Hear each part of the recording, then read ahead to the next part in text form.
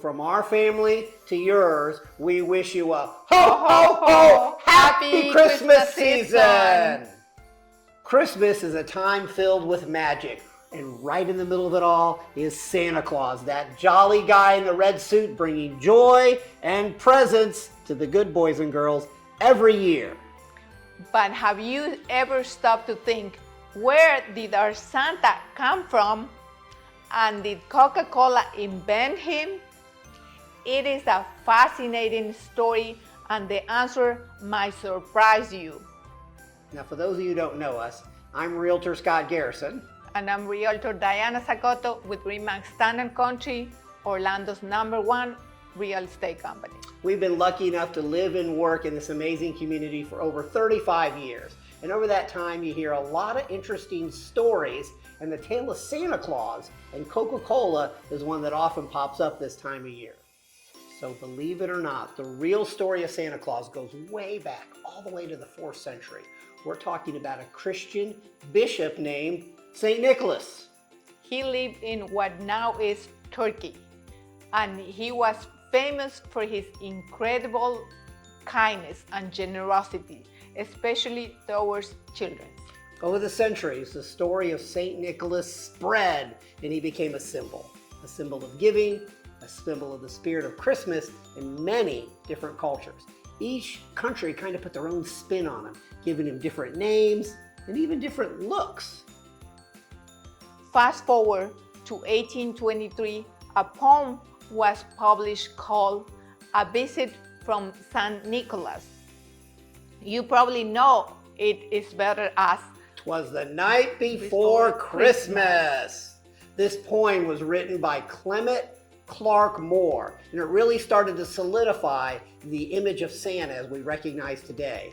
He was described as a plump, jolly man with a long white beard, traveling in a sleigh pulled by, that's right, 8 tiny reindeer, delivering presents on Christmas Eve. The poem was hugely popular and really captured the people's imagination. One of the things that's hard to get is we think that he was describing a Christmas legend and putting it in a poem. He was making it up for the first time, and when we heard it, everyone said, of course that's Santa Claus, when the year before it wasn't. He actually made Santa Claus like we think of now. In the night before Christmas poem, Santa was described as follows. And you've all heard this. You recognize it. He was dressed all in fur from his head to his foot, and his clothes were all tarnished with ashes and soot. A bundle of toys he held on his back, and he looked like a peddler just opening his pack. His eyes, how they twinkled. His dimples, how merry. His cheeks were like roses. His nose like a cherry. His droll little mouth was drawn up like a bow, and the beard on his chin was as white as the snow. The stump of a pipe he held tight in his teeth, and the smoke, it encircled his head like a wreath. He had a broad face and a little round belly that shook when he laughed, ho, ho, ho, like a bowl full of jelly. He was chubby and plump, a right jolly old elf, and I laughed when I saw him in spite of myself. A wink of his eye and a twist of his head soon gave me to know I had nothing to dread. Now, this is where Coca-Cola's story truly mixed with the legend of Santa Claus. It wasn't about inventing the jolly old elf who had roots in various traditions long before, but rather about a strategic and artistic endeavor to boost winter sales. It's all about the money. In 1931, recognizing a seasonal dip in Coca-Cola beverage consumption, the forward-thinking executives at Coca-Cola Company embarked on a mission to connect their product with the warmth and spirit of the holiday season. To achieve this, they sought the talent of the remarkable commercial artist named Haddon Sundblom. Sundblom wasn't just any illustrator, he was famous. He possessed a keen ability to evoke emotion and create relatable characters. Coca-Cola commissioned him to create a Santa Claus for their winter advertising campaigns. A Santa that was both wholesome and undeniably human.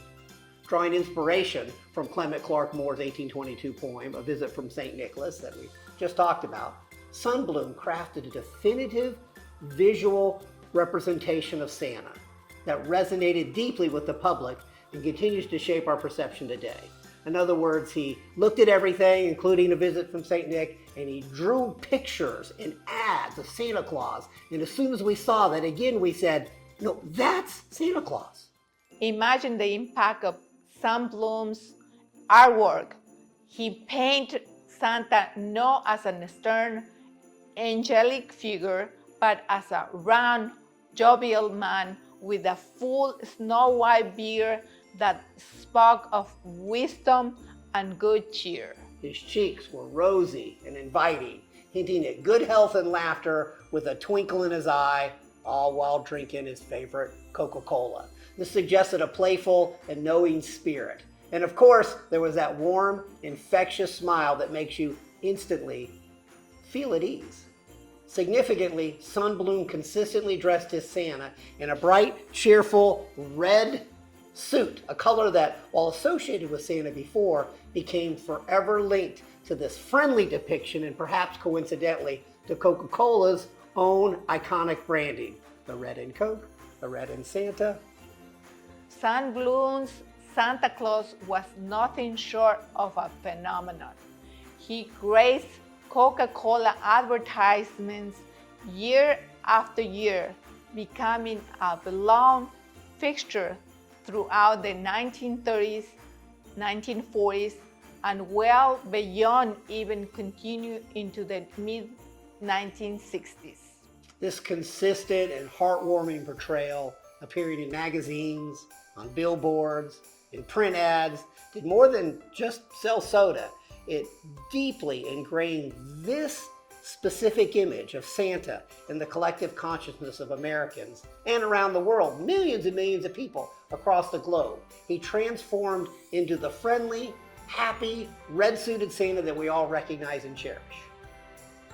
By the mid-20th century, for a significant portion of the population, the image of Santa Claus and the Coca-Cola brand had become totally linked in a powerful and enduring association.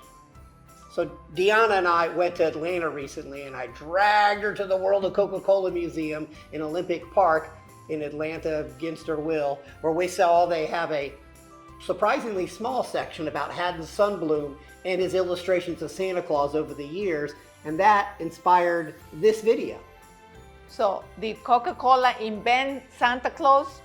The answer is no. The tradition goes way back to St. Nicholas and was shaped by stories and poems. But what Coca-Cola, and especially Haddon Sundblom, did was give us the look that's instantly recognized across the globe. Their marketing turned Santa into a true global icon that everyone around the world instantly recognizes the same Santa. It's a symbol of Christmas that goes far beyond just selling soda. I hope you found that little bit of history interesting, and it's amazing how these stories evolve over the time. Thanks for taking this journey with us. And you know, just like the story of Santa, the story of our community here in East Orlando is always unfolding. If you have any real estate questions, or even if you have your own memories of seeing Santa, maybe even with a bottle of Coke, feel free to reach out. We'd love to hear from you. I always love connecting with you all and hearing your experiences. You can comment below. And as Santa Claus said in the night before Christmas in 1823, but I heard him exclaim ere he drove out of sight, Happy Christmas to all, and to all a good night. I'm top Orlando Realtor Scott Garrison. And I am Realtor Diana Sacoto with ReMax Town & Country, Orlando's #1 real estate company. Ho, ho, ho. I've lived and grew up here for 45 years. I went to the local Winter Park High School. I studied at the University of Central Florida, and I've been selling real estate right here, full-time in Central Florida every day for over 35 years. From a forever home for your family to rental properties and vacant land and everything in between, we know this area like you count on As the experienced realtors, you already know.